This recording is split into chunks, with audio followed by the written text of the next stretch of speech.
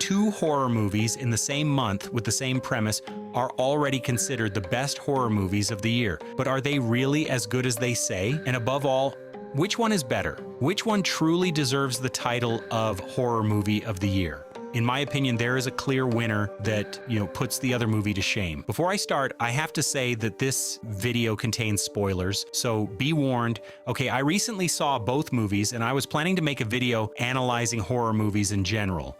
But when I saw the second movie, I said, damn, I have to compare these two. The premise of the two is very similar. Two witches, I'll say witch, but mostly to simplify things, who use the supernatural to satisfy their desires, but there are some differences. The premise of Bring Her Back is not that complicated. It's straightforward but effective. The story is about a mother who has lost her daughter and tries to perform a kind of ritual to resurrect her, hence the name Bring Her Back. However, the premise of Weapons is somewhat more creative and unusual. At 2:17 a.m. on a specific night, all the children in the same class get out of bed, run out of their houses, and disappear. At first glance, it seems that Weapons has everything going for it. It is more innovative and creative, while Bring Her Back is more common, so to speak. But in my opinion, this is a clear example that you don't need a crazy and super innovative idea to make it work. And I honestly believe that the crazy idea behind Weapons is what caused the film to lose its strength. Let me explain. The whole mystery has been based on the disappearance of the children. The film is almost like a detective movie. You try to find out what happened to the children,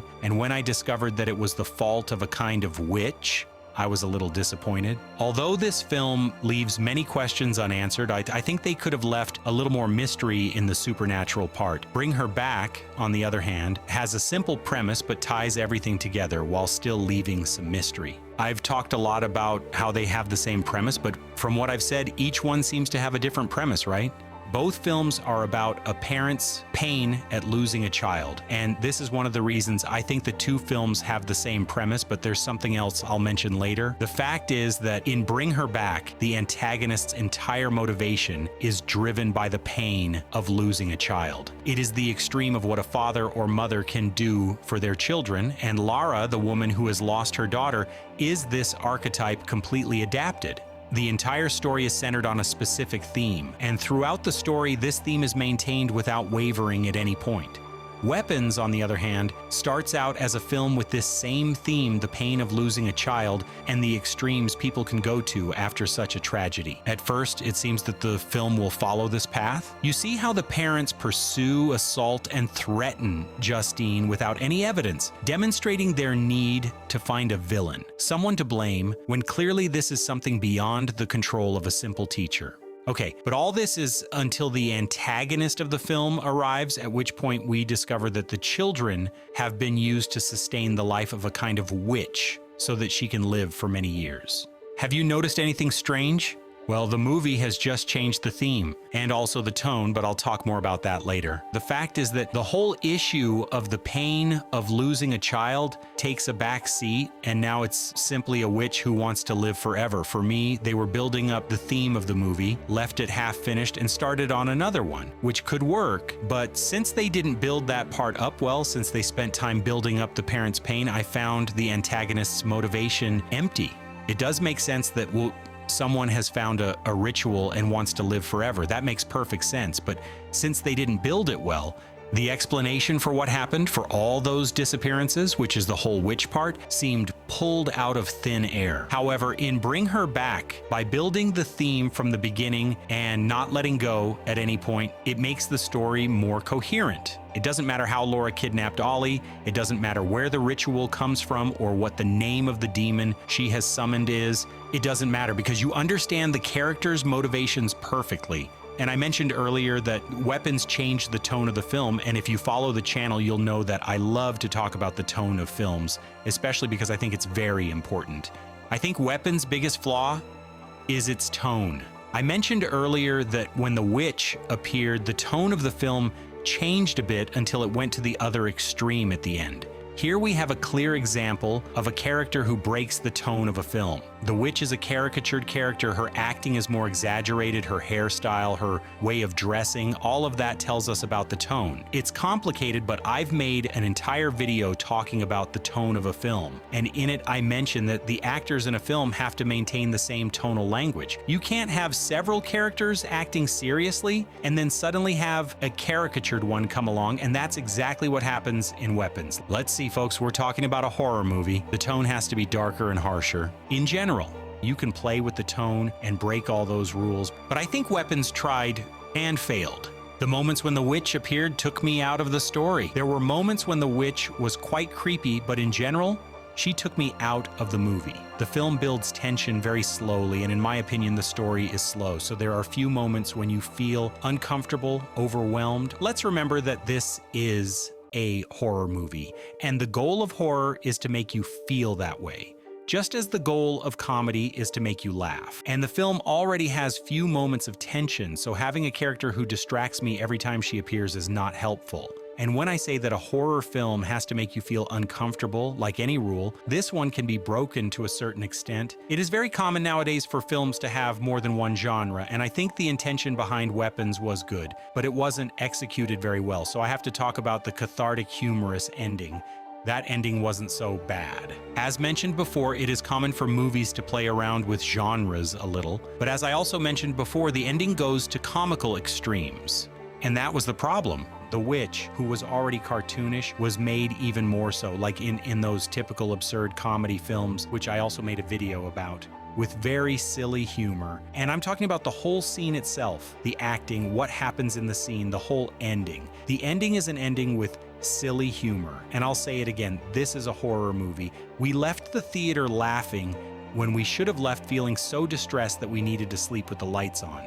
But I'm talking a lot about Weapons, and I've left Bring Her Back a little aside because it's important to know what one did wrong to understand why the other did well. But what about the tone of Bring Her Back? This film doesn't let up on the tone at any point, and although this may not be very innovative, it is effective. I think Bring Her Back is a slightly more conventional horror film than the other one. Although both have something that is innovative in a certain way, which I'll talk about later, I think Weapons took more risks, and that's also why I think it faltered more, but even so, I like it when there's that kind of initiative. The film maintains its theme and tone, resulting in a constant state of anxiety.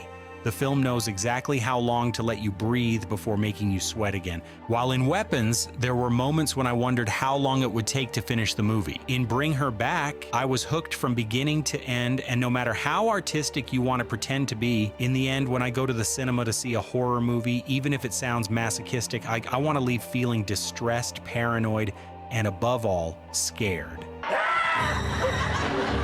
And when I left the cinema, I was distressed and freaked out, not like in Weapons, which was a comical confinement. The tone is so well established that in the end, when Piper tries to escape from Lara and hits her face and faints, it doesn't take you out of the movie. If this same scene happened in Weapons, you would probably laugh because in the end that scene is a bit comical, but not here. Here you say, damn it, Piper is screwed. And the ending of Bring Her Back, the whole part where she tries to kill Piper and suddenly Piper says, Mom, a bit like Martha in Batman vs. Superman. You're letting him kill Martha. That moment could say, she's already done all this, she can't back down now, but it's not quite like that. As I said, the plot was well constructed. We understand Lara's motivations, how hypocritical she was, and how she realized she was doing the same thing to someone else's daughter.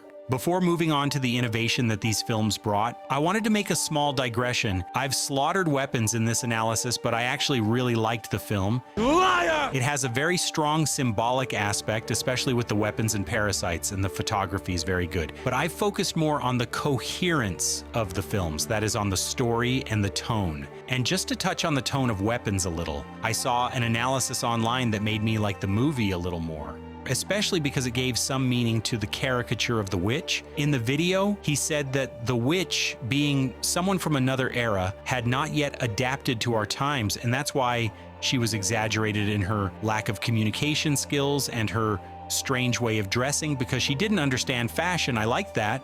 It makes sense, but I still find it a little forced, because if she had lived through those years and hadn't been in some kind of coma, she would have had enough time to adapt. But folks, this video is based solely and exclusively on my opinion. When I want your opinion, I'll take Wolverine's out of your mouth. If you liked Weapons more than Bring Her Back, that's fine. That's it. They already said it. For taste, choose colors. And now I'm going to talk about the innovation that made those two films, which is another reason why I think the films are so identical. And that is the instrumentalization of evil. The most common thing in horror movies is that people encounter or release an evil entity that loses control and torments people. Well, in these two movies, something curious happens, and that is that the real evil is not entities or the supernatural, but rather people who use the supernatural to their advantage. It's as if someone found a ritual or summoned a demon, and instead of losing control over it, they managed to manipulate it in whatever way suited them. The demon is there in its quiet corner, and in this case, it's the human who is going to cause trouble. And I think that's the beginning of something new, and it inspires a lot of confidence in me, because in the end, if humans had control over that kind of power, they would use it selfishly and macabrely. And it makes a lot of sense because there is actually a real book that teaches you how to summon demons, called The Lesser Key of Solomon, where there is a section called Lemegeton, which explains the different types of demons and their hierarchy and how to control them and make them work for you. But of course, if you use it incorrectly, there will be consequences, so don't try it. I had a mythology channel with a friend, and we made a video talking about the book. He narrated it and I edited it. I'll leave the video in the description. In my opinion, this innovation regarding the instrumentalization of evil worked better in Bring Her Back because the antagonist's motivation was consistent with the rest of the story. While in Weapons, they didn't know how to construct it well. Her motivation has nothing to do with what we were told throughout the film. That's why I think Bring Her Back is not only better than Weapons, but I think it humiliates it. Even so, I don't dislike Weapons. It's a good movie, but when compared to Bring Her Back, it falls far short. If you want to understand why tone construction is so important, I've made a video that explains in detail why some movies are completely ruined by not knowing how to set the tone properly.